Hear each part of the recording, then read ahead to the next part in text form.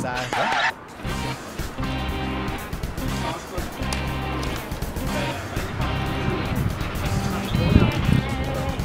tænker mere på sådan en historisk reference. Synes jeg gerne. Heroppe der er det sådan lidt en hattenskade. Det der er en gamle leje.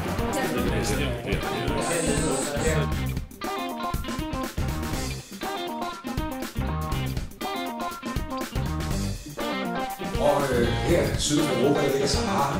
Det herovre, det var tænkt som en afgrænsning af pladsen. Og det giver lige pludselig en væg, man kan sidde op af. Og det er så bygget ud her. Det er et stillerum, hvor man bare kan sidde, og det kunne måske være mange af.